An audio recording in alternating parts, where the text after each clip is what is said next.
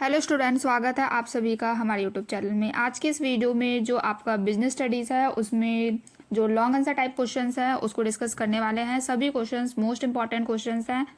ये वीडियो आपके लिए काफ़ी यूज़फुल होने वाली है। जितने भी क्वेश्चंस आपको बताए जाएंगे वो सारे क्वेश्चंस आपके फाइनल एग्जाम के लिए बहुत ज़्यादा इंपॉर्टेंट है। इनमें से ही आपके फाइनल एग्जाम में क्वेश्चन आएंगे। इस पीडीएफ में लगभग 4-5 साल में जितने भी आपके पेपर हुए हैं उनमें जितने भी लॉन्ग आंसर टाइप क्वेश्चंस आए हुए हैं सारे क्वेश्चंस इंक्लूड किए गए हैं, प्लस कुछ एक्सपेक्टेड क्वेश्चंस भी रखे गए हैं जो आपके फाइनल एग्जाम के लिए इंपॉर्टेंट है। तो इस वीडियो को आप एंड तक ज़रूर देखना और साथ ही आपको इन क्वेश्चन के आंसर भी एकदम डिटेल में एक्सप्लेन किया जाएगा। आपको बताया भी जाएगा कि कैसे आंसर को आपको लिखना है अपने एग्जाम में ताकि आप फुल मार्क्स स्कोर कर सको। अब जो लॉन्ग आंसर टाइप क्वेश्चंस को लेकर आपकी टेंशन है बिजनेस स्टडीज़ में वो ख़त्म। इनमें से ही क्वेश्चंस आपके फाइनल एग्जाम में आएंगे, तो इन क्वेश्चन को आपको एकदम अच्छे से तैयार कर लेना है अपने फाइनल एग्जाम के लिए।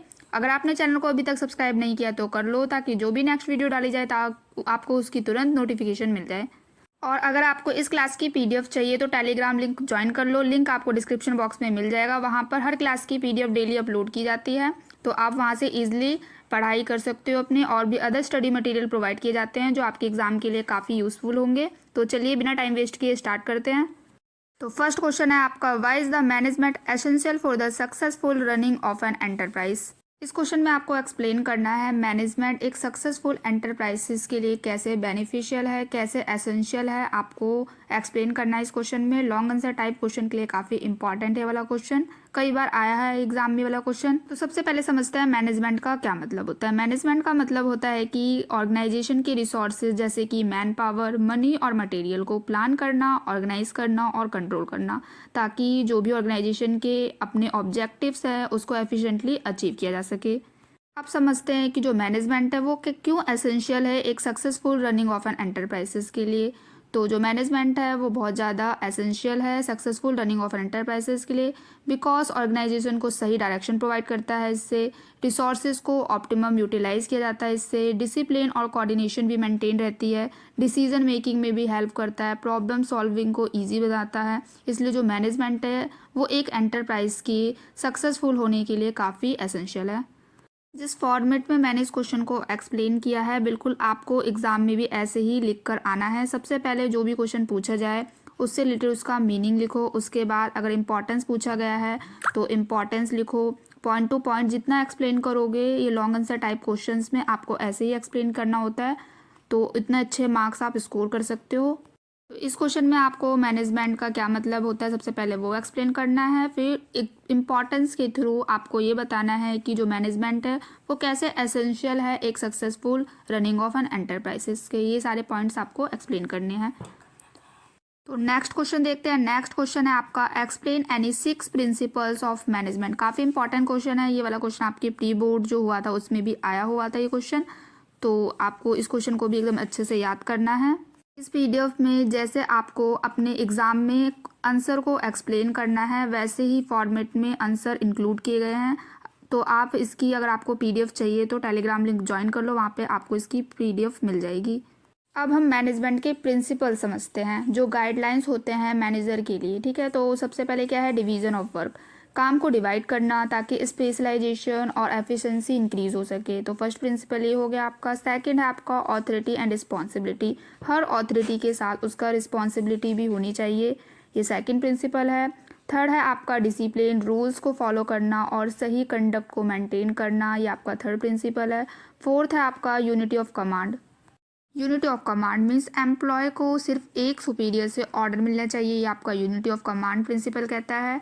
फिफ्थ है आपका यूनिटी ऑफ डायरेक्शन, सब एक्टिविटीज़ एक कॉमन गोल की तरफ होनी चाहिए, कॉमन ऑब्जेक्टिव्स होना चाहिए। सिक्स्थ है आपका इक्विटी, एम्प्लॉयज़ के साथ फेयरनेस, काइंडनेस और लॉयल्टी जैसा व्यवहार करना चाहिए। ये प्रिंसिपल इंश्योर करता है कि जो ऑर्गेनाइजेशन है वो स्मूथली और इफेक्टिवली चल सके। तो ये आपको 6 प्रिंसिपल्स एक्सप्लेन करने थे। इस क्वेश्चन में काफ़ी इंपॉर्टेंट है क्वेश्चन, कई बार आता रहता है ये क्वेश्चन, तो कर लेना। नेक्स्ट क्वेश्चन देखते हैं, question number 3, explain the merits and limitations of the internal source of recruitment. Internal source of recruitment का मतलब होता है कि एग्जिस्टिंग एम्प्लॉयज़ को प्रमोशन या ट्रांसफ़र करके वैकेंसीज को फिल करना।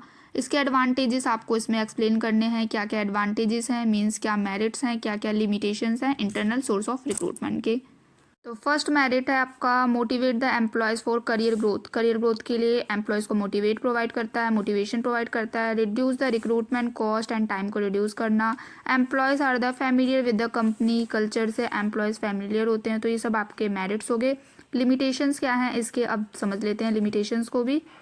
तो फर्स्ट लिमिटेशन है आपका लिमिटेड टैलेंट पोल। सेकंड है may create the jealousy and third can causes the stagnations if only internal source of recruitment are used. तो ये आपके 3 लिमिटेशंस हो गए। आपको यही सब पॉइंट्स एक्सप्लेन करने इस क्वेश्चन में। काफ़ी इंपॉर्टेंट क्वेश्चन है, कई बार आता रहता है ये क्वेश्चन, तो इसको भी अच्छे से याद कर लेना। नेक्स्ट है आपका question number 4, explain the 3 methods of the on the job training end of the job training. ये वाला क्वेश्चन अभी जो आपका प्री बोर्ड एग्जाम हुआ था उसमें भी आया हुआ था ये क्वेश्चन, तो काफ़ी इंपॉर्टेंट है आपके फाइनल एग्जाम के लिए वाला ये क्वेश्चन। सबसे पहले ट्रेनिंग का क्या मतलब होता है उसको समझ लेते हैं। Training is the process of enhancing employees skills, knowledge and performance. Training का मेन एम है एम्प्लॉयज की स्किल्स और एफिशिएंसी को इम्प्रूव करना। अब on the job training methods कौन कौन से उसको देखते हैं। तो फर्स्ट है आपका जॉब रोटेशन, अलग अलग डिपार्टमेंट्स में काम करना सीखने के लिए। ये क्या है आपका जॉब रोटेशन में employees work in the different departments to gain the experience, that is job rotation. Next है आपका कोचिंग, सुपरवाइजर गाइडेंस के साथ एक्चुअल काम को सीखना। Supervisor guides the employees during the actual work. Next है आपका apprenticeship, learning through the performing the actual task under the guidance. तो ये हो गए 3 मेथड्स आपके ऑन द जॉब ट्रेनिंग के। अब समझते हैं off the job training methods को। Off the job training first method है आपका classroom lectures, theoretical knowledge for skills development provide करना। सेकंड है आपका workshop, seminars, interactive sessions conduct करना लर्निंग के लिए। नेक्स्ट है आपका सिमुलेशन एक्सरसाइज, कंट्रोल इन्वायरमेंट में प्रैक्टिस करना risk free. On the job से प्रैक्टिकल स्किल्स आते हैं। ऑफ द जॉब ट्रेनिंग से थ्योरेटिकल और कंसेप्चुअल अंडरस्टैंडिंग स्ट्रांग होती है। तो आपको ये सब पॉइंट्स एक्सप्लेन करने हैं ऐसे ही इस क्वेश्चन में, इंपॉर्टेंट क्वेश्चन है। नेक्स्ट क्वेश्चन देखते हैं, क्वेश्चन नंबर 5। क्वेश्चन नंबर 5 है आपका what is a marketing mix, explain the different elements of marketing mix. Marketing mix क्या है और उसके डिफरेंट एलिमेंट्स कौन कौन से, वो सब एक्सप्लेन करना है इस क्वेश्चन में। काफ़ी इंपॉर्टेंट है क्वेश्चन, आया हुआ है बहुत बार ये एग्जाम में आपके। Marketing mix is a set of controllable tools used by the company to influence the customers to buy its product. Marketing mix का मतलब है वो सेट ऑफ टूल्स जो कंपनी यूज़ करती है कस्टमर्स को प्रोडक्ट खरीदने के लिए, इन्फ्लुएंस करने के लिए। इसके मेन 4 प्रिंसिपल्स हैं जो आपको इसमें एक्सप्लेन करने हैं मार्केटिंग मिक्स के 4 एलिमेंट्स। तो फर्स्ट एलिमेंट है आपका प्रोडक्ट। प्रोडक्ट में उसकी क्वालिटी, प्रोडक्ट के उसके फीचर्स, ब्रांड, उसकी पैकेजिंग, ये सब इंक्लूड होते हैं। नेक्स्ट है आपका price, pricing strategy, discount, terms, ये सब इसमें इंक्लूड होते हैं। नेक्स्ट है आपका प्लेस, डिस्ट्रीब्यूशन चैनल, लॉजिस्टिक्स, ये सब आते हैं इसके अंदर। Promotion, advertising, personal selling, sales promotions, publicity, ये कॉम्बिनेशन इंश्योर करता है कि जो प्रोडक्ट है वो एफिशिएंटली मार्केट में सेल हो, सेल्स जो भी प्रोडक्ट की है उसकी इंक्रीज़ हो।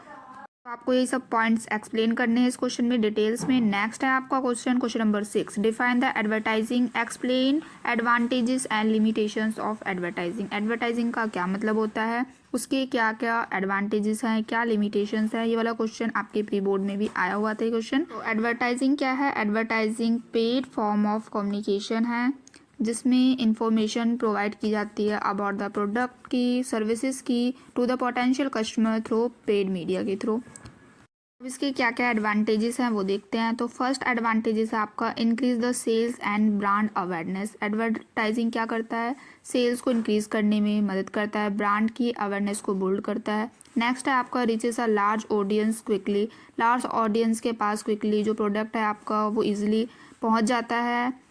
नेक्स्ट है आपका educate the customer about the product features. तो ये आपके एडवांटेजेस हैं एडवर्टाइजिंग के।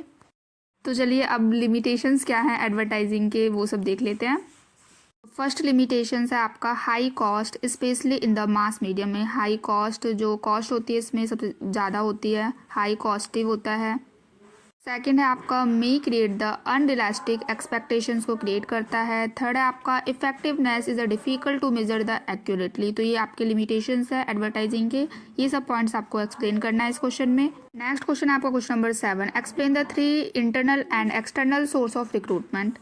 सबसे पहले इंटरनल रिक्रूटमेंट क्या होता है उसको समझते हैं। इंटरनल रिक्रूटमेंट का मतलब है एग्जिस्टिंग एम्प्लॉयज़ को प्रमोशन या ट्रांसफ़र के थ्रू रिक्रूट करना। इसके क्या क्या एडवांटेजेस है, तो फर्स्ट हो गया आपका जो भी एडवांटेजेस भी मैं आपको बता देती हूँ। Career growth, motivation, low cost, familiar with culture. तो अब देखते हैं इसके क्या क्या सोर्सेज हैं ऑफ रिक्रूटमेंट में इन इंटरनल रिक्रूटमेंट में। फर्स्ट हो गया आपका promotion, advancing employees to higher position, promotion के through internal source of recruitment करना। सेकंड है आपका ट्रांसफ़र, ट्रांसफ़र में आपको moving employees to the other department और रोल्स। नेक्स्ट है आपका employees referrals, current employees recommend the candidates. तो ये आपके 3 हो गए source internal source of recruitment के। नेक्स्ट देखते हैं एक्सटर्नल सोर्स ऑफ रिक्रूटमेंट के। तो फर्स्ट हो गया आपका एक्सटर्नल सोर्स ऑफ रिक्रूटमेंट का एडवर्टाइजमेंट के थ्रू करना। नेक्स्ट है आपका employment agencies, professional recruitment services provide करना। थर्ड है आपका campus recruitment, hire directly from the educational institution से एम्प्लॉयज़ को लोगों को हायर करना। तो ये आगे हो गए आपके एक्सटर्नल सोर्स ऑफ रिक्रूटमेंट के सोर्सेज। अब देखते हैं question number 8, discuss the elements of the marketing mix. ये वाला क्वेश्चन मैंने आपको अभी एक्सप्लेन किया मार्केटिंग मिक्स क्या होता है। इसमें जो 4P थे आपको वही एक्सप्लेन करना है, price, product, place and promotion, इन सबको ही एक्सप्लेन करना है। काफ़ी इंपॉर्टेंट है क्वेश्चन, कई बार आया हुआ है क्वेश्चन, तो अच्छे से कर लेना है वाला क्वेश्चन भी।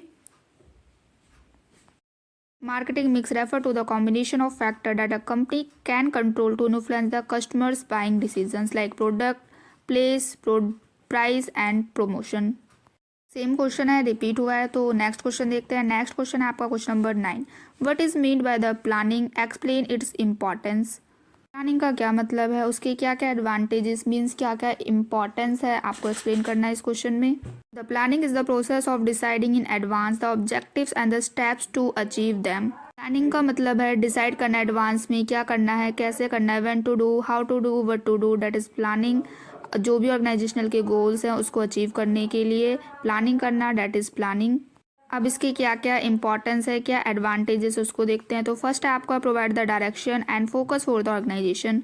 नेक्स्ट है आपका reduce the risk and uncertainties, risk को रिड्यूस करना। Ensure the optimum utilisation of resources को एंश्योर करना। Help in the coordination of the activities की कोऑर्डिनेशन में हेल्प करना। नेक्स्ट है आपका facilitate the effective control and monitoring. तो ये सब इंपॉर्टेंस है प्लानिंग के जो इस क्वेश्चन में आपको एक्सप्लेन करना है। नेक्स्ट है question number 10, planning is not a guarantee of success in a business, explain any 6 limitations of planning. Planning involves the forecasting future actions to achieve the goals, but it cannot guarantee the success due to the uncertainties। Planning में क्या किया जाता है, planning में जो भी organisation के goals है उसको अचीव करने के लिए, ताकि गोल्स एफिशिएंटली अचीव हो सके, उसके लिए प्लानिंग की जाती है। लेकिन जो प्लानिंग है वो गारंटी नहीं देता कि जो सक्सेस ऑफ ऑर्गेनाइजेशन की। इसके क्या क्या लिमिटेशंस हैं उसको देख लेते हैं। तो फर्स्ट लिमिटेशंस है आपका प्लानिंग का, can not foresee the unforeseen events और एमरजेंसीज। सेकंड है आपका require the significant time and resources, planning में ज़्यादा टाइम भी लगता है। नेक्स्ट है आपका excessive planning reduce the flexibility. And next है प्लान्स में become outdated quickly, poor implementations can lead to failure, dependence on the assumptions में लीड टू एरर्स। तो ये सब लिमिटेशंस हैं जो आपको एक्सप्लेन करने हैं इस क्वेश्चन में। तो चलिए नेक्स्ट क्वेश्चन देखते हैं। नेक्स्ट क्वेश्चन है क्वेश्चन नंबर 11। क्वेश्चन नंबर 11 है आपका, what do you mean by the scientific management, discuss the principle of the scientific management. Scientific management is a theory of the management that analyse the work flows to improve the efficiency using the scientific methods. मतलब scientific management एक ऐसा method है जिसमें काम को scientific तरीके से analyse करके एफिशिएंसी और प्रोडक्टिविटी को इंक्रीज किया जाता है। मतलब हर काम का एक बेस्ट तरीका होता है और एम्प्लॉयज़ को ट्रेन करके वर्क और टाइम को मोटिवेशंस प्रोवाइड करके ऑप्टिमाइज़ करके मैक्सिमम आउटपुट इंक्रीज़ करने की कोशिश की जाती है। ये आपका साइंटिफिक मेथड है। देखते हैं इसके क्या क्या प्रिंसिपल हैं साइंटिफिक मैनेजमेंट के। फर्स्ट प्रिंसिपल है आपका science not rule of thumb, हर काम के लिए साइंटिफिक मेथड का यूज़ करो, ना कि रैंडम या एक्सपीरियंस जो मेथड है उसके बेसिस पे। नेक्स्ट है आपका scientific selections of the worker, हर टास्क के लिए सुटेबल एम्प्लॉयज़ को चूज़ एंड सिलेक्ट करो। नेक्स्ट है आपका ट्रेनिंग एंड डेवलपमेंट देना। नेक्स्ट है cooperations between the management and workers, ensure work is done as per the scientific methods. And division of work, separate planning from the executions, manager plan, workers execute. Planning management के लिए और execution work के लिए division of work को ensure करो। तो ये principles है साइंटिफिक मैनेजमेंट के, जो आपको इस क्वेश्चन में एक्सप्लेन करना है। काफ़ी इंपॉर्टेंट क्वेश्चन है, कई बार आया है ये क्वेश्चन, तो अच्छे से कर लेना इस वाले क्वेश्चन को भी। ये नेक्स्ट क्वेश्चन देखते हैं। नेक्स्ट है क्वेश्चन आपका question number 12। Define the delegations of authority, state 6 advantages of delegation of authority. ये वाला क्वेश्चन आपके प्री बोर्ड में भी आया हुआ था अब की बार। काफ़ी इंपॉर्टेंट है वाला क्वेश्चन फाइनल एग्जाम के लिए। वैसे तो जितने भी क्वेश्चंस मैं आपको बता रही हूँ वो सारे क्वेश्चंस इंपॉर्टेंट है, इसमें से ही आपके लॉन्ग आंसर टाइप क्वेश्चंस आएंगे, तो सारे क्वेश्चंस को अच्छे से याद कर लेना। तो समझते हैं डेलीगेशन ऑफ ऑथोरिटी का क्या मतलब होता है। Delegation of authority is the assignment of the authority and responsibility from a manager to a subordinate to perform the specific activities. Delegation का मतलब है जो भी ऑथोरिटीज़ है असाइन करना एंड रिस्पॉन्सिबिलिटीज़ को मैनेजर से सबऑर्डिनेट को, जो भी ऑब्जेक्टिव्स है एक्टिविटीज़ हैं उनको परफॉर्म करने के लिए। तो अब इसके क्या क्या एडवांटेजेस है इसको देख लेते हैं। फर्स्ट एडवांटेजेस है reduce the managerial workload, managerial workload को रिड्यूस करता है ये। सेकेंड एडवांटेज है आपका develop the subordinate skills, promote the initiatives and responsibility, facilitate quick decisions, motivation and confidence among the employees. तो ये सब एक्सप्लेन करने हैं आपको इस क्वेश्चन में। नेक्स्ट क्वेश्चन देखते हैं question number 13। Define the formal organisation, state 6 points of differences between the formal and informal organisation. इसमें आपको एक्सप्लेन करना है फॉर्मल ऑर्गेनाइजेशन क्या होता है और 6 उसके डिफरेंस एक्सप्लेन करने हैं फॉर्मल और इनफॉर्मल ऑर्गेनाइजेशन। तो फॉर्मल ऑर्गेनाइजेशन एक प्लान और स्ट्रक्चर सिस्टम होता है जिसमें रूल्स, रिस्पॉन्सिबिलिटी और ऑथोरिटी क्लियरली डिफाइंड होते हैं। इनफॉर्मल ऑर्गेनाइजेशन नेचुरली एम्प्लॉयज़ के बीच सोशल रिलेशन से बनता है। तो यही सब पॉइंट्स आपको एक्सप्लेन करने हैं इस क्वेश्चन में। काफ़ी इंपॉर्टेंट है वाला क्वेश्चन, तो अच्छे से याद कर लेना इस वाले क्वेश्चन को भी। नेक्स्ट क्वेश्चन देखते हैं question number 14। Define the training, state any 6 features of training. तो ट्रेनिंग क्या है। Training is the process of enhancing the employees skills, knowledge and performance for the specific job. अब इसकी क्या क्या फीचर्स हैं। इंप्रूव करना स्किल्स को, एफिशिएंसी को, job oriented learning, helps in adapting to changes, focus and systematic approach, continuous and ongoing process होता है। ये इंक्रीज करता है एम्प्लॉयज़ के कॉन्फिडेंस को और मोटिवेशन को। तो ये सब क्या है फीचर्स हैं जो आपको एक्सप्लेन करने हैं इस क्वेश्चन में। बाकी एक क्वेश्चन और था ट्रेनिंग वाले से, एक तो ट्रेनिंग का मतलब क्या होता है और on the job training, of the job training methods को एक्सप्लेन करना है। ये वाला क्वेश्चन भी आता रहता है, तो इन दोनों क्वेश्चन को अच्छे से कवर कर लेना। Next question question number 15। What is mean by the recruitment, explain any 6 external source of recruitment. Question कई बार रिपीट हुआ है, मैंने आपको एक्सप्लेन भी कर दिया था रिक्रूटमेंट क्या होता है। इंटरनल और एक्सटर्नल सोर्स ऑफ रिक्रूटमेंट के बारे में भी मैंने आपको बता दिया था, तो वही सब एक्सप्लेन करना है इस क्वेश्चन में। Next question question number 16। Define the sales promotion, explain with the example 6 commonly used sales promotion activities. Sales promotion क्या होता है। Sales promotion refer to the short term incentives to increase the purchase और the sale of the product and services. Sales promotion short term incentives होते हैं जो buyer और seller को motivate करते हैं प्रोडक्ट और सर्विसेज को परचेज करने के लिए। अब क्या क्या एक्टिविटीज़ हैं सेल्स प्रमोशन की उसको देखते हैं। तो कॉमन सेल्स प्रमोशन एक्टिविटीज़ होगी आपकी। फर्स्ट है डिस्काउंट एंड ऑफर, प्रोडक्ट पर शॉर्ट टर्म प्राइस रिडक्शन देना, डिस्काउंट देना। सेकंड है आपका कूपन्स, वाउचर्स, कस्टमर को फ्यूचर परचेज के लिए इंसेंटिव प्रोवाइड करना, प्रीमियम ऑफर देना, फ्री सैंपल्स को प्रोवाइड करना, giving the trial product to the consumer. Next है आपका बाय 1 गेट 1 फ्री, इनकरेज करता है मोर परचेज को और सेल्स को। कंटेस्ट देना, पॉइंट ऑफ परचेज डिस्प्ले करना, attractive display in the shop to stimulate the buying. तो ये सब मेथड्स हैं कॉमनली जो यूज्ड किए जाते हैं सेल्स प्रमोशन एक्टिविटीज़ को बूस्ट करने के लिए, तो आपको यही सब एक्सप्लेन करना है इसमें। नेक्स्ट क्वेश्चन देखते हैं question number 17। State any 4 merits of good brand name and explain any 4 factor which should be consider while formulating product price. ये वाला भी क्वेश्चन आपका जो भी प्री बोर्ड एग्जाम हुआ था उसमें आया हुआ था। ये वाला क्वेश्चन काफ़ी इंपॉर्टेंट है वाला क्वेश्चन भी, तो अच्छे से कर लेना इस वाले क्वेश्चन को भी याद। तो क्या क्या मेरिट्स होते हैं गुड ब्रांड नेम के आपको इसमें बताना है। ब्रांड रिकॉल इजी होता है और कस्टमर का जो ट्रस्ट होता है वो भी इससे इंक्रीज़ होता है। प्रोडक्ट डिफरेंशिएशन पॉसिबल हो जाती है इससे। सेल्स क्या होती है वो सब इंक्रीज़ हो जाती है। तो easy identification of product, built the customers loyalty, help in the product promotions, differentiate from the competitors. तो ये सब मेरिट्स हैं आपके गुड ब्रांड नेम के। नेक्स्ट देखते हैं जो आपको एक्सप्लेन करना है इसमें कौन कौन से फैक्टर्स हैं जो प्राइसिंग डिसाइड करने में प्रोडक्ट की हेल्प करते हैं। तो फर्स्ट है आपका cost of production, price should cover the cost. Second है आपका competitions and demand and market condition. तो ये 4 फैक्टर्स हो गए आपके जो हेल्प करते हैं for deciding the price of the product. यही सब चीज़ आपको एक्सप्लेन करना है बिल्कुल डिटेल में। प्री बोर्ड में भी आया हुआ था क्वेश्चन, तो यही सब पॉइंट्स आपको एक्सप्लेन करने थे उस क्वेश्चन में। काफ़ी इंपॉर्टेंट है और ईजी भी है वाला क्वेश्चन। आई होप आपको अच्छे से सारे क्वेश्चन समझ में आ रहे होंगे। सारे क्वेश्चंस काफ़ी इंपॉर्टेंट है तो अच्छे से कर लेना। नेक्स्ट क्वेश्चन देखते हैं। नेक्स्ट है आपका क्वेश्चन नंबर 18। क्वेश्चन नंबर 18 है आपका what is mean by the fixed capital, state 4 factor which affect the fixed capital requirement of a company. तो सबसे पहले समझते हैं फिक्स्ड कैपिटल का क्या मतलब होता है और क्या क्या फैक्टर्स अफेक्ट करते हैं fixed capital requirement of company. ये सब एक्सप्लेन करना है इस क्वेश्चन में आपको। फिक्स्ड कैपिटल क्या होते हैं? Fixed capital long term investment होते हैं, जैसे लैंड हो गई आपकी, बिल्डिंग, मशीनरी, इक्विपमेंट। तो ये सब एग्जांपल हो गए आपकी फिक्स्ड कैपिटल के। Fixed capital refer to the long term investment in the assets such as land, building, machinery and equipment required for the business operations. कौन कौन से फैक्टर हैं? फर्स्ट है आपका nature of the business, second आपका scale of operation, third है आपका technology use in the production and services में जो भी टेक्नोलॉजी यूज़ की जाती है वो भी अफेक्ट करती है फिक्स कैपिटल रिक्वायरमेंट को। नेक्स्ट फैक्टर है आपका growth and expansion of plans. तो ये सारे फैक्टर हैं जो इफेक्ट करते हैं फिक्स कैपिटल को। नेक्स्ट क्वेश्चन देखते हैं, क्वेश्चन नंबर 19।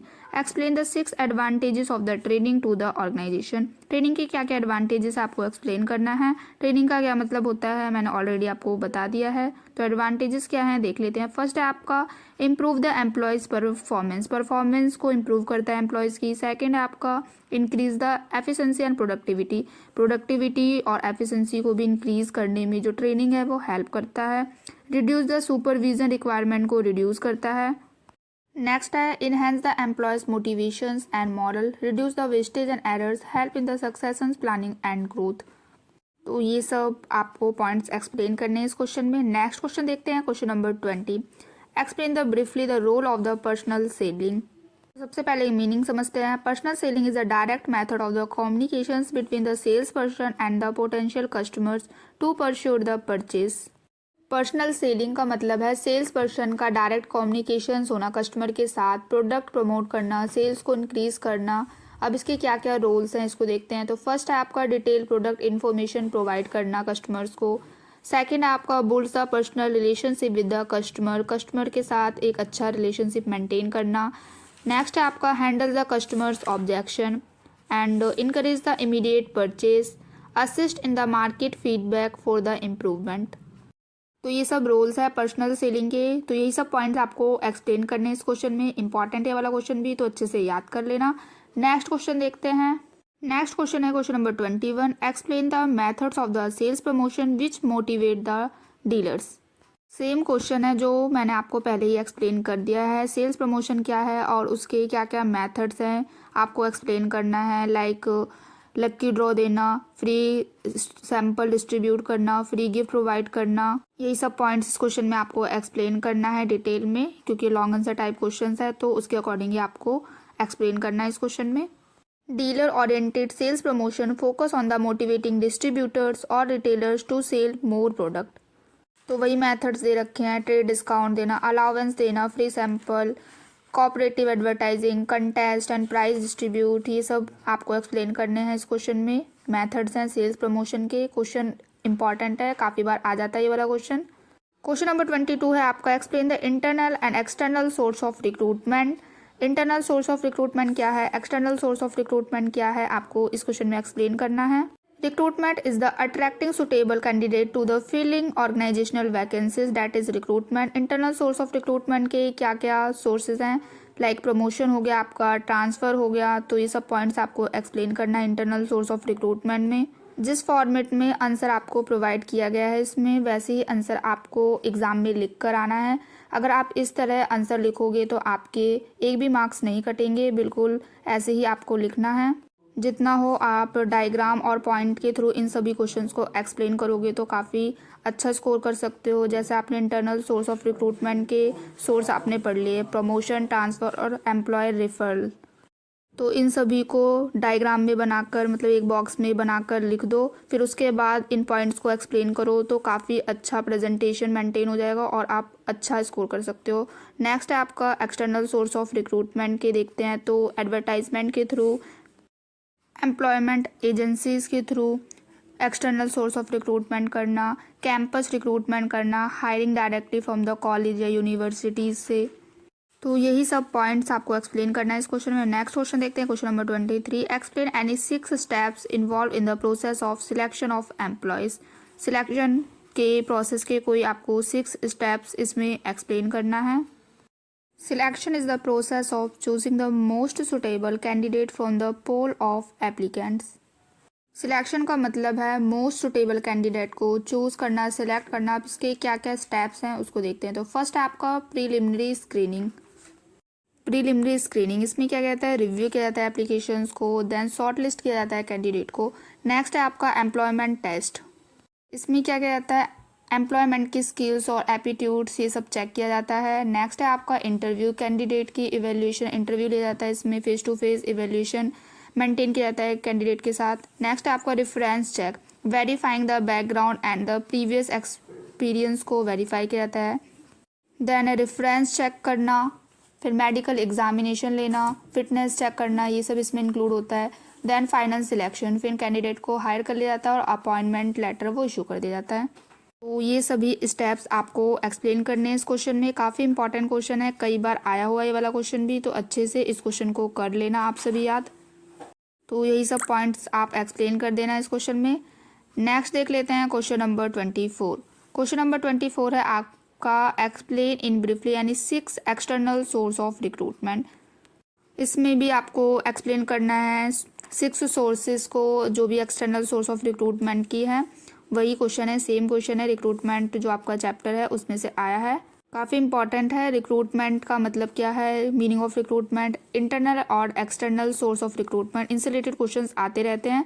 तो इन सब टॉपिक को आप अच्छे से कर लेना। तो एक्सटर्नल सोर्स ऑफ रिक्रूटमेंट कैसे कर सकते हैं, एडवर्टाइजमेंट्स के through, employment agencies, campus recruitment करके, walk in interview, trade unions हो गए। तो ये आपके सोर्सेज हैं एक्सटर्नल सोर्स ऑफ रिक्रूटमेंट के। सिक्स्थ है आपका contractor, hiring external service provider. तो ये सब हैं जो आपको एक्सप्लेन करना है इस क्वेश्चन में। नेक्स्ट क्वेश्चन देखते हैं, question number 25। Explain briefly the importance of the management principle. Management principle की क्या क्या इंपॉर्टेंस है वो सब आपको एक्सप्लेन करना है इस क्वेश्चन में। Management principles are the guidelines for the managerial actions to improve the efficiency. Management principle का मेन पर्पस क्या होता है, मैनेजमेंट प्रिंसिपल का मेन पर्पस होता है मैनेजर को गाइड करना डिसीजन मेकिंग और ऑपरेशंस में। और इसके क्या क्या इंपॉर्टेंस है, तो फर्स्ट है आपका provide the direction and the systematic approach to the management. Direction provide करना ऑर्गेनाइजेशन को। सेकेंड है reduce the confusions and ensure the discipline. Confusion को रिड्यूस करना, facilitate the coordinations between the employees and department में coordination को maintain करके रखना। नेक्स्ट आपका enhance the efficiency and productivity को इन्हेंस करना, improve the decision making and problem solving, increase the organisational efficiency and effectiveness. तो आपको यही सब एक्सप्लेन करना है इस क्वेश्चन में। Next question, explain any 4 principle of Henry fuel. Henry fuel के कोई 4 प्रिंसिपल्स को आपको एक्सप्लेन करना है। ये क्वेश्चन हम पहले ही देख चुके हैं जिसमें 6 प्रिंसिपल पूछे गए थे आपसे, हेनरी फ्यूल के 6 प्रिंसिपल बताना है। तो ये क्वेश्चन काफ़ी बार आ जाता है, आपके प्री बोर्ड में भी आया हुआ था ये वाला क्वेश्चन। उसमें आपको एक्सप्लेन करना है प्रिंसिपल्स को, जैसे डिवीजन ऑफ वर्क है उसको एक्सप्लेन कर देना, authority and responsibility, unity of command, equity, unity of direction. तो ये 4-5 प्रिंसिपल हो गए जो आपको इस क्वेश्चन में एक्सप्लेन करना है डिटेल में, क्योंकि लॉन्ग आंसर टाइप क्वेश्चन में आया हुआ था। तो इम्पॉर्टेंट क्वेश्चन है वाला भी, तो अच्छे से याद कर लेना। चलिए नेक्स्ट क्वेश्चन देखते हैं। नेक्स्ट क्वेश्चन है आपका क्वेश्चन नंबर 27।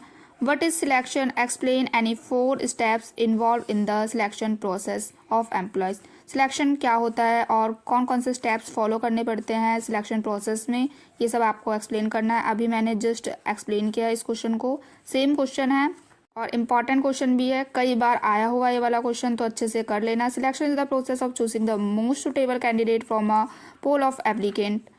तो ये वाला क्वेश्चन काफ़ी इंपॉर्टेंट है, अच्छे से याद कर लेना। नेक्स्ट क्वेश्चन देखते हैं, question number 28। What is the mean by the recruitment, explain the 2 internal source and 2 external source of recruitment. Most important question ये वाला, काफ़ी बार आ चुका है ये वाला क्वेश्चन, तो अच्छे से कर लेना। क्वेश्चन नंबर 29 देखते हैं। नेक्स्ट क्वेश्चन है question number 29। Define the controlling and explain any 4 steps in the process of controlling. तो कंट्रोलिंग का क्या मतलब है और उसके प्रोसेस को आपको एक्सप्लेन करना है इस क्वेश्चन में। तो controlling is the process of monitoring the performance and taking the corrective actions to achieve the organisational objectives and goals. Controlling का मतलब है परफॉर्मेंस को मॉनिटर करना और करेक्टिव एक्शंस लेना ऑर्गेनाइजेशनल के गोल्स को अचीव करने के लिए। तो फर्स्ट स्टेप है आपका setting standards, establishing the performance benchmark. Second है आपका measuring the performance, comparing the actual result with the standard. Next step है आपका आइडेंटिफाइंग द डेविएशंस को आइडेंटिफाई करना। एंड फोर्थ स्टेप है टेकिंग द करेक्टिव एक्शंस। तो ये सारे प्रोसेस हैं, स्टेप्स हैं कंट्रोलिंग प्रोसेस के। तो यही सब पॉइंट्स आपको एक्सप्लेन करना है इस क्वेश्चन में, काफ़ी इंपॉर्टेंट है वाला क्वेश्चन भी, तो अच्छे से याद कर लेना। नेक्स्ट क्वेश्चन देखते हैं, question number 30। What do you understand by the financing decision, explain any 4 factor affecting the financing decision. ये वाला क्वेश्चन आपके जो प्री बोर्ड एग्जाम हुआ था उसमें भी आया हुआ था, तो काफ़ी इंपॉर्टेंट है वाला क्वेश्चन, तो अच्छे से याद कर लेना। फाइनेंसिंग डिसीजन का मतलब है फंड सोर्स प्लान करना और मैनेज करना। अब कौन कौन से फैक्टर हैं जो इफेक्ट करते हैं फाइनेंसिंग डिसीजन को। तो फर्स्ट है आपका nature of the business, different the businesses have different capital needs. Second है आपका cost of capital, ability and cost of funds influence the financing decision. तो ये भी इफेक्ट करता है आपके फाइनेंसिंग डिसीजन को। नेक्स्ट है आपका financial risk, high risk businesses that affect the financing decision. Fourth factor है आपका growth prospectus, expanding the companies require additional fund. तो ये सभी फैक्टर्स हैं आपके, जैसे nature of business, cost of capital, financial risk, growth prospectus, जो affect करते हैं फाइनेंसिंग डिसीजन को। तो इंपॉर्टेंट क्वेश्चन है वाला, तो अच्छे से याद कर लेना। नेक्स्ट क्वेश्चन देखते हैं। नेक्स्ट क्वेश्चन है आपका what is mean by the fixed capital, state 4 factor which affect the fixed capital requirement of a company. ये वाला क्वेश्चन अभी आया था, जो मैंने आपको एक्सप्लेन कर दिया था फिक्स्ड कैपिटल क्या है और कौन कौन से फैक्टर अफेक्ट करते हैं फिक्स कैपिटल रिक्वायरमेंट को, जैसे नेचर ऑफ बिजनेस हो गया, स्केल ऑफ ऑपरेशन हो गया। तो आपको यही सब एक्सप्लेन करना है with meaning of fixed capital. तो नेक्स्ट क्वेश्चन देखते हैं। नेक्स्ट क्वेश्चन है आपका explain 6 advantages of the training to the organisation. Training के 6 एडवांटेजेस आपको एक्सप्लेन करना है इस क्वेश्चन में। Training is the process of improving the employees knowledge, skills and efficiency to enhance the overall performance of the employees. तो training का ये मतलब होता है, एडवांटेजेस है इम्प्रूव द एम्प्लॉयज़ की परफॉर्मेंस एंड प्रोडक्टिविटी, एम्प्लॉयज़ की परफॉर्मेंस प्रोडक्टिविटी को इम्प्रूव करने में हेल्प करता है training. Reduce the supervision and operational error, enhance the employees morale and motivation, help in adapting the new technology and methods, prepare employees for higher responsibilities, reduce the wastage and increase the efficiency of resources। तो ये 6 advantages हैं जो आपको explain करने हैं इस question में, काफ़ी इंपॉर्टेंट है वाला क्वेश्चन, तो एकदम अच्छे से याद कर लेना है वाला क्वेश्चन। नेक्स्ट क्वेश्चन देखते हैं, question number 33। Explain briefly the role of the personal selling. Personal selling का आपको इसमें रोल एक्सप्लेन करना है, काफ़ी इंपॉर्टेंट है वाला क्वेश्चन, मैंने आपको पहले ही एक्सप्लेन कर दिया था। Personal selling is the direct communications between the sales person and the potential customer to pursue them to buy a product और सर्विसेज। अब इसके क्या क्या रोल है देखते हैं। तो फर्स्ट है आपका provide the detail product information, customers को इन्फॉर्मेशन प्रोडक्ट की प्रोवाइड करना। सेकंड है आपका build the personal relationship and trust with the buyers and customers के साथ, handle the customers objections effectively. Fourth है encourage the immediate purchase decisions. तो ये सब रोल्स हैं पर्सनल सेलिंग के जो आपको एक्सप्लेन करने हैं इस क्वेश्चन में, काफ़ी इंपॉर्टेंट है वाला क्वेश्चन, तो अच्छे से कर लेना। एक और है collect the market feedback for the improvement and innovation. Next question देखते हैं, question number 34। Explain any 6 determinant of the working capital requirement of a company. Working capital क्या होती है, क्या क्या डिटरमिनेंट है, ये वाला क्वेश्चन आपके जो प्री बोर्ड एग्जाम हुआ था उसमें भी आया हुआ था, काफ़ी इंपॉर्टेंट है वाला क्वेश्चन, तो अच्छे से कर लेना, इजी भी है वाला क्वेश्चन। तो देखते हैं वर्किंग कैपिटल क्या होता है। वर्किंग कैपिटल वो कैपिटल होती है जो day to day business operation में यूज़ किया जाता है। जब करंट एसेट्स में से करंट लायबिलिटीज़ को आप माइनस करते हो तो आपकी वर्किंग कैपिटल निकल कर आती है। The working capital refer to the differences between the current assets and current liabilities necessary for the day-to-day operations business. Determinants क्या हैं इसके? फर्स्ट है आपका nature of the business, manufacturing firms need more the working capital than the service firm. तो second आपका business cycle, seasonal businesses require the higher working capital during the peak seasons. Next है production policies and fourth है credit policies and operating efficiency. तो ये कुछ determinant है जो effect करती हैं रिक्वायरमेंट ऑफ वर्किंग कैपिटल को। तो आपको यही सब पॉइंट्स में एक्सप्लेन करना है इस क्वेश्चन में, काफ़ी इंपॉर्टेंट है वाला क्वेश्चन भी। तो यही सब पॉइंट्स आपको एक्सप्लेन करने हैं इस क्वेश्चन में। जितना पॉइंट टू पॉइंट एक्सप्लेन करोगे आप उतना अच्छा स्कोर कर सकते हो। तो पॉइंट टू पॉइंट एक्सप्लेन करना अपने एग्जाम में, तो ऐसे ही पॉइंट्स करके फिर उसको डिफाइन करना होता है, ऐसे ही एक्सप्लेन करना। नेक्स्ट क्वेश्चन देखते हैं। नेक्स्ट क्वेश्चन है आपका question number 35। Explain any 6 functions of marketing. Most important question, काफ़ी बार आता रहता है वाला क्वेश्चन। तो मार्केटिंग क्या होता है? Marketing is the process of identifying the, satisfying and retaining the customer through exchange of goods and services. And क्या क्या फंक्शंस हैं इसके? तो फर्स्ट फंक्शन है buying and assembling, procuring the goods from the producer, ये आपका first function है marketing का। सेकेंड फंक्शन है selling, promoting and exchanging the goods for the money, storage, holding goods until the needed by the customer, transportation provide करना, standardization करना and the grading, ensuring the quality and uniformity of the product, market research. तो ये सब functions है marketing के, काफ़ी important है वाला question. Long answer type question में काफ़ी बार आया हुआ है वाला क्वेश्चन भी, तो अच्छे से याद कर लेना उसके अकॉर्डिंग। नेक्स्ट क्वेश्चन देखते हैं, question number 36। What is the packaging? Explain any 4 function of packaging. Packaging refer to the designing and production of a container और wrapper for a product. Level of packaging, ये भी question पूछ लिया जाता है, तो अच्छे से कर लेना इस वाले क्वेश्चन को। फंक्शंस क्या हैं? तो फर्स्ट फंक्शन है आपका पैकेजिंग का, प्रोटेक्शन प्रोवाइड करता है ये प्रोडक्ट को और गुड्स को। सेकंड है आपका convenience, makes handling and storing. Third है आपका promotion, attract the customers and support advertising, customers को भी अट्रैक्ट करने में हेल्प करता है, एडवर्टाइजिंग को भी सपोर्ट करता है। फोर्थ है information, provide the details about the product such as ingredients, instructions and expiry date, इस सबसे रिलेटेड इंफॉर्मेशंस एंड डिटेल्स भी प्रोवाइड करता है प्रोडक्ट की कस्टमर्स को। तो यही सब फंक्शंस आपको इस क्वेश्चन में एक्सप्लेन करना है डिटेल में, काफ़ी इंपॉर्टेंट क्वेश्चन है। नेक्स्ट क्वेश्चन देखते हैं। नेक्स्ट क्वेश्चन है question number 37। Explain the 6 factor that determine the capital structure of the company. तो कैपिटल स्ट्रक्चर क्या होता है? Capital structure refer to the proportion of the डेब्ट and equity use to finance a company's operation, that is capital structure. अब कौन कौन से factor हैं जो हेल्प करते हैं डिटरमाइन करने में capital structure of the company? तो फर्स्ट फैक्टर है आपका nature of the business, capital intensive industries में रिक्वायर द मोर डेप्ट। सेकंड है आपका cost of capital, cheaper sources of funds are preferred. Third है आपका financial risk, companies avoid the high डेप्ट to reduce the financial risk. And profitability, higher profit allow for more equity financing.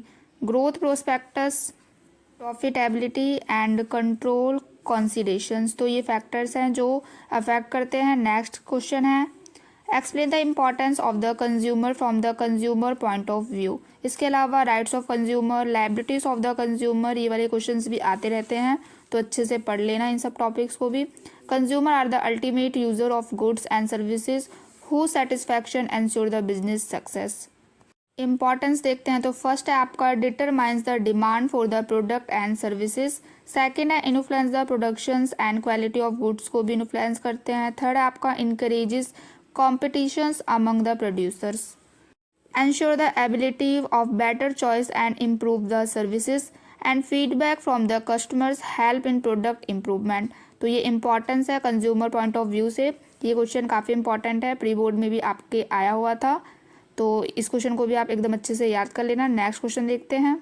Next question है question number 39। Explain the differences between the formal and informal organisation, काफ़ी important है वाला question, तो आप इस वाले question को भी एकदम अच्छे से कर लेना। Formal organisation is the structure system of the roles and responsibilities and informal organisation is the natural social network among the employees. तो फॉर्मेशन के बेसिस पे क्या डिफरेंस है? तो formal is a plan and informal is natural. जो formal होता है वो प्लान क्रिएटेड होता है एंड जो इनफॉर्मल होता है इज नेचुरल है। सेकेंड आपका purpose, formal achieve the organisational goals को अचीव करना पर्पस है इसका। इनफॉर्मल क्या करता है? सेटिस्फाई करता है सोशल नीड्स को। थर्ड है आपका ऑथोरिटी के बेसिस पे, क्लियरली डिफाइंड ऑथोरिटी होती है इनफॉर्मल ऑर्गेनाइजेशन में। इनफॉर्मल में कोई भी has no official authority. Next है आपका communications. Formal usage the official channel and informal usage the personal network. Next है आपका rules. Formal has the strict rules and informal is the flexible. Next देखते हैं। Next है question आपका। Next question है question number 40। Define the advertising, explain the advantages and the limitations of advertising. Advertising is a paid form of non-personal communications to inform or persuade the customers about the product and services. अब इसके क्या क्या advantages है इसको देख लेते हैं। तो फर्स्ट है आपका increase the product awareness and brand recognitions. Product की अवेयरनेस को इंक्रीज करना, रीचेस करना लार्ज ऑडियंस की क्विकली एंड इफेक्टिवली। नेक्स्ट है educate the customers about the product features, support करना सेल्स प्रमोशन को। लिमिटेशंस है आपके हाईएस्ट कॉस्ट इसमें आता है।